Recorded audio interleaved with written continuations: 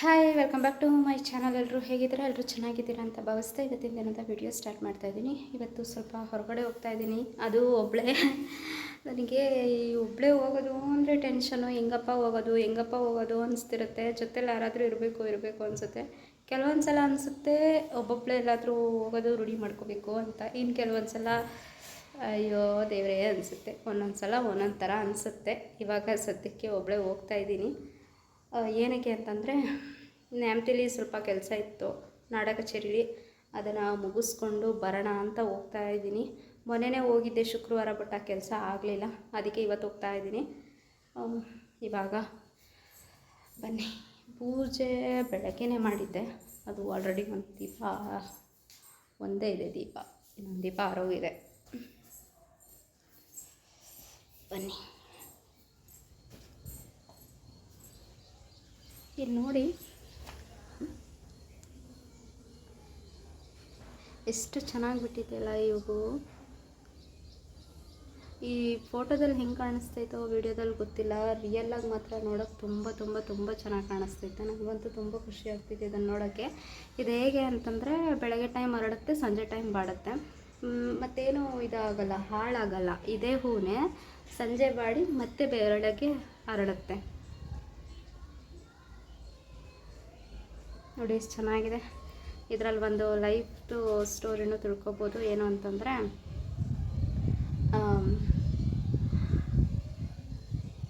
ಬಾಡೋಗ್ತೀನಿ ಅಂತ ಗೊತ್ತಿದ್ರೂ ಅರಳಿದ್ಮೇಲೆ ಮತ್ತೆ ಬಾಡೋದು.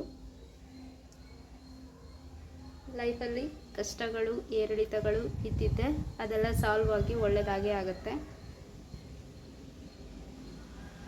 ಅನ್ನೋ ಸಂದೇಶ ಇರ್ಬೋದು ಅನ್ಕೋತೀನಿ.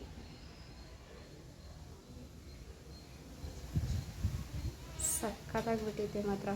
ಹೂವು ತುಂಬ ಇಷ್ಟ ಆಯ್ತು ನನಗಂತೂ. ಬನ್ನಿ ಇವಾಗ ಹೋಗೋಣ. ಒಬ್ಬಳೇ ಇವಾಗ ಬಿಸಿಲಲ್ಲಿ ನಡ್ಕೊಂಡು ಹೋಗೋದು ಅಂದರೆ ಕಷ್ಟ ನೋಡೋದ. ಇವಾಗ ಒಬ್ಬಳೇ ನಡ್ಕೊಂಡು ಹೋಗ್ತಾ ಇದ್ದೀನಿ. ಬಿಸಿಲು ಅಂದರೆ ಬಿಸಿಲಿದೆ ಈ ರೋಡಲ್ಲಿ. ಅಲ್ಲಿ ಬಿಲ್ಡಿಂಗ್ ಕಾಣಿಸ್ತಿದೆಯಲ್ಲ, ಅದು ನಾನು ಓದಿದ ಕಾಲೇಜ್. ಅದು ಆ ಕಡೆಯಿಂದನೇ ನಿಮಗೆ ತೋರಿಸ್ಬೇಕಿತ್ತು, ಬಟ್ ಅಲ್ಲಿ ಕಾಲೇಜ್ ಹುಡುಗರೆಲ್ಲ ತುಂಬ ಜನ ಇದ್ರು ಅಂತ ನಾನು ವಿಡಿಯೋನ ಮಾಡಲಿಲ್ಲ.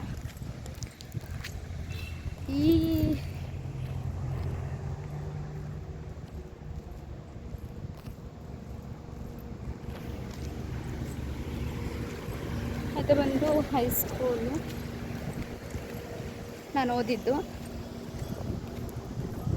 ಇಲ್ಲಿ ಬಂದು college, first PU second PU college ಇಲ್ಲಿ ಓದಿದ್ದು, ಹೈಸ್ಕೂಲ್ ಅಲ್ಲಿ ಓದಿದ್ದು.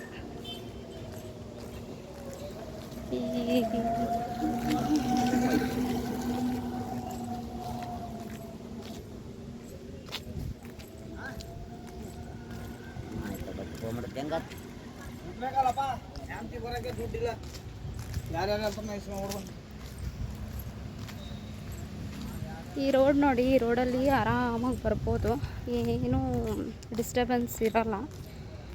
ಕಾಲೇಜ್ ರೋಡಲ್ಲಿ ಸ್ವಲ್ಪ ಡಿಸ್ಟರ್ಬೆನ್ಸು. ಅಲ್ಲಿ ಕಾಲೇಜು ಬಿಡೋ ಟೈಮಲ್ಲಿ ಮತ್ತು ಆ ರೋಡೇ ಸರಿ ಇಲ್ಲ, ಬೈಕಲ್ಲಂತೂ ಅಲ್ಲಿ ಬರೋಕ್ಕೆ ಆಗಲ್ಲ. ಈ ರೋಡ್ ಸ್ವಲ್ಪ ಚೆನ್ನಾಗೈತೆ. ಆ ಕಡೆ ರೋಡಿಂದನೂ ಬರ್ಬೋದು. ಆ ಕಡೆ ರೋಡಿಂದ ಬಂದರೆ ಅಲ್ಲೂ ಒಂಥರ ಡಿಸ್ಟರ್ಬೆನ್ಸು, ಗಾಡಿಗಳೆಲ್ಲ ಓಡಾಡ್ತಿರುತ್ತಲ್ಲ, ಅದಕ್ಕೆ ನಾನು ಆ ಕಡೆಯಿಂದ ಬರೋಲ್ಲ. ಬಂದರೆ ಹಿಂಗೆ ಬರ್ತೀನಿ. ಯಾರ ಜೊತೆ ಬಂದ್ರೂ ಅಷ್ಟೇ, ಜಾಸ್ತಿ ಹೀಗೆ ಬರೋದು. ಅಲ್ಲೋಗಿ ಸಿಗ್ತೀನಿ ನಿಮಗೆ. ಅಲ್ಲಿ ನೋಡಿದ್ರೆ ಇಷ್ಟು ಉದ್ದ ಕ್ಯೂ ನಿಂತ್ಕೋಬೇಕು. ಇವತ್ತು ಆಗುತ್ತೋ ಇಲ್ವೋ ಗೊತ್ತಿಲ್ಲ, ನೋಡೋದ. ಹೋಗಿ ಅಲ್ಲೋಗಿ ಸಿಗ್ತೀನಿ ಬನ್ನಿ. ನೋಡಿದ್ರಲ್ವ ನಮ್ಮೂರು ನ್ಯಾಮತಿ ನಾಡ ಕಚೇರಿಲಿ ಎಷ್ಟುದ್ದ ಕ್ಯೂ ನಿಂತ್ಕೋಬೇಕು ಅಂತ.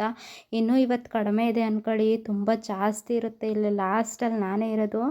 ನಾನು ಆದಮೇಲೆ ಮತ್ತೆ ನನ್ನ ಹಿಂದೆ ಒಂದಿಷ್ಟು ಜನ ಬಂದರು. ನಾನು ಹೋದಾಗ ಟೈಮಿಂದ ಒಂದು 12 ಗಂಟೆ ಆಗಿತ್ತು ಅನ್ಕೋತೀನಿ. ಆ ಕಡೆಯಿಂದ ನಾನು ವಾಪಸ್ ಬರೋಷ್ಟರಲ್ಲಿ ಅಲ್ಲೇ 5 ಗಂಟೆ ಆಗಿತ್ತು ಟೈಮು. ಮಧ್ಯದಲ್ಲಿ ಊಟಕ್ಕೆ ಬೇರೆ ಹೋಗ್ಬಿಟ್ರು. ಆವಾಗ ಬೇರೆ ಇಲ್ಲಿ ಕೆಳಗಡೆ ಕುತ್ಕೊಂಡು ಕಾಯ್ದಿದ್ದಾಯಿತು. ಅಂದರೆ ನಿಂತ್ಕೊಂಡು ಸಾಕಾಗಿ ಕಾಯ್ದಿದ್ದಾಯಿತು. ಅದಾದಮೇಲೆ ನನ್ನ ಫ್ರೆಂಡ್ ಒಬ್ಬರು ಅಲ್ಲೇ ಬಂದಿದ್ದರು. ಹಾಗೆ ಅವ್ರನ್ನ ಕರ್ಕೊಂಡು ಮಧ್ಯಾಹ್ನ ಊಟ ಮಾಡಿರಲಿಲ್ಲ ಅಂತೇಳ್ಬಿಟ್ಟು ಇಲ್ಲಿ ಫ್ರೈಡ್ ರೈಸು ಗೋಬಿ ತಿನ್ನೋಣ ಅಂದ್ಕೊಂಡು ಬಂದ್ವಿ. ನಂದು ಯಾಕೋ ಕ್ಲಾರಿಟಿ ಚೆನ್ನಾಗಿ ಬಂದಿಲ್ಲ ವೀಡಿಯೋ. ಇವರೇ ನನ್ನ ಫ್ರೆಂಡು, ಇಬ್ಬರು ಬಂದು ಇಲ್ಲಿ ತಿನ್ಕೊಂಡು ಹೋಗೋಣ ಅಂಥೇಳಿ ಬಂದ್ವಿ. ಅವರು ರಾಟೆ ಕ್ಲಾಸಿಗೆ ಹೋಗ್ತಾರೆ, ಅವರು ಏನೂ ತಿಂದಿರಲಿಲ್ಲ. ಸೊ ಅದಕ್ಕೆ ಇಬ್ಬರು ಕೂಡ ತಿನ್ಕೊಂಡು ಹೋಗೋಣ ಅಂತ ಬಂದ್ವಿ.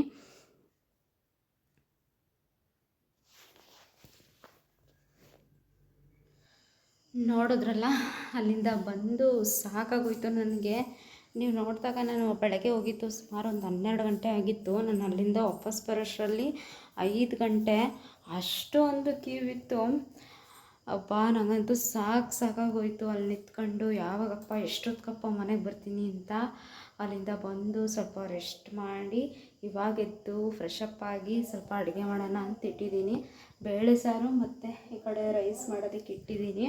ಆಮೇಲೆ ಇದೊಂದು ಸ್ವಲ್ಪ ದೇವರೇ ಪರಮಾತ್ಮ, ಇದೊಂದು ಸ್ವಲ್ಪ ಸೊಪ್ಪೈತೆ, ಇದನ್ನೊಂದು ಸ್ವಲ್ಪ ತಾಳಿಸ್ಬೇಕು. ನೆನ್ನೆ ನಮ್ಮ ಅಮ್ಮನ ಮನೇಲಿ ಇಸ್ಕೊಬೋದಿದ್ದದು, ಅದು ಮಾಡಿಲ್ಲ. ಇವಾಗ ಮಾಡಬೇಕು. ಯಜಮಾನ್ರು ಬರೋ ಟೈಮ್ ಆಯಿತು.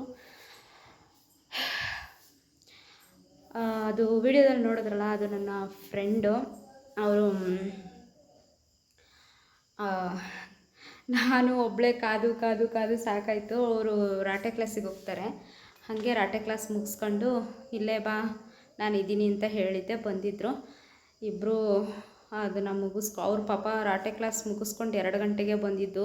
ನನ್ನ ಜೊತೆ ಮತ್ತೆ 3 ಅವರ್ ಕಾಯ್ದಿರೋದಲ್ಲಿ 5 ಗಂಟೆವರೆಗೂ ಕಾಯ್ದಿದ್ದಾರೆ ನನಗೋಸ್ಕರ. 5 ಗಂಟೆವರೆಗೂ ಕಾಯ್ದು ಮತ್ತೆ ಮಧ್ಯಾಹ್ನ ಊಟ ಮಾಡಿರಲಿಲ್ಲ. ಇಬ್ಬರು ಊಟ ಮಾಡಿರಲಿಲ್ಲ. ಅವರು ಊಟ ಮಾಡಿರಲಿಲ್ಲ, ನಾನು ಊಟ ಮಾಡಿರಲಿಲ್ಲ. ಇಬ್ಬರು ಸೇರಿ ಗೋಬಿ ಮತ್ತು ಫ್ರೈಡ್ ರೈಸ್ ತಿಂದು ಬಂದ್ವಿ. ಪಾಪ ನನಗೋಸ್ಕರ ಬಂದಿದ್ದು, ಬಿಲ್ ಅವರೇ ಪೇ ಮಾಡಿದ್ರು. ಅದೇ ಬೇಜಾರು. ನೆಕ್ಸ್ಟ್ ಟೈಮ್ ನೋಡೋದ ನಾ ಕೊಡ್ಸೋಣ. ಅವ್ರದ್ದು ಬರ್ತಡೇ ಬರ್ತಾಯಿದೆ ಸದ್ಯದರಲ್ಲೇ. ಬರ್ತಡೇ ನೋಡೋಣ. ಬರ್ತಡೇ ಆದರೆ ತೋರಿಸ್ತೀನಿ ಹೇಗೆ ಏನೋ ಎತ್ತ ಅಂತ.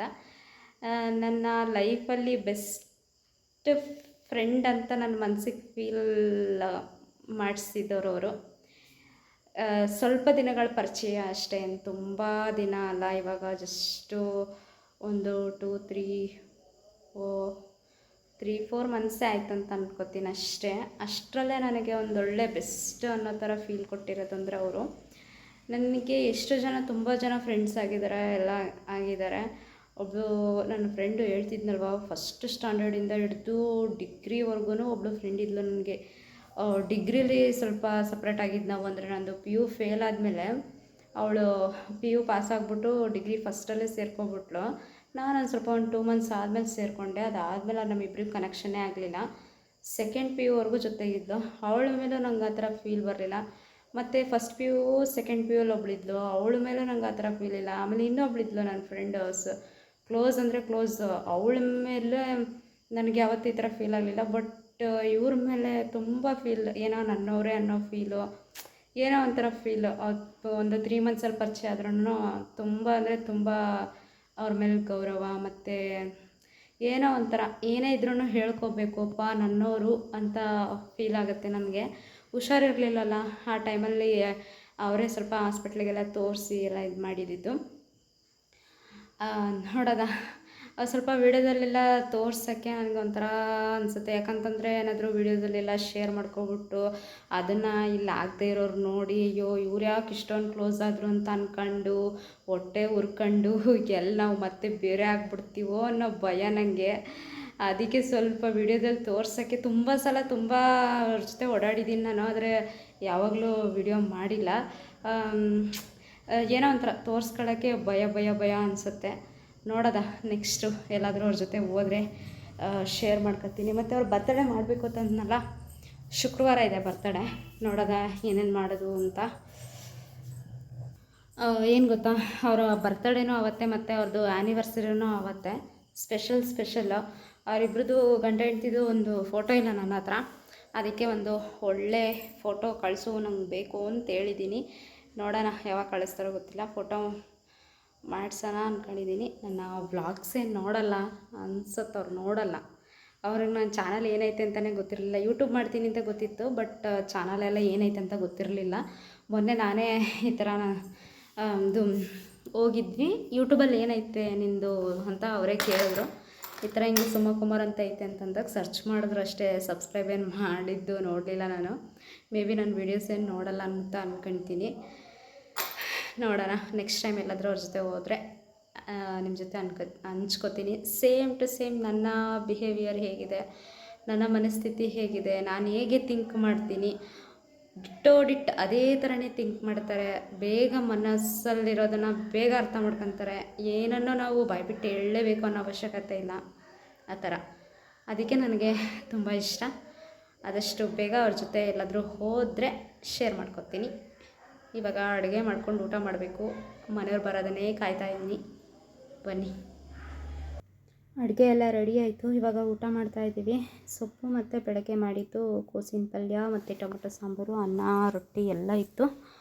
ತಿಂದ್ಬಿಟ್ಟು ಎಷ್ಟೊತ್ತಿಗಪ್ಪ ಮಲ್ಕೊಳ್ತೀನಿ ಅನ್ನೋ ಥರ ಆಗಿಬಿಟ್ಟಿತ್ತು. ಅದಕ್ಕೆ ಬೇಗ ಬೇಗ ತಿಂದು ಮಲ್ಕೊಬಿಟ್ಟೆ. Thanks for watching.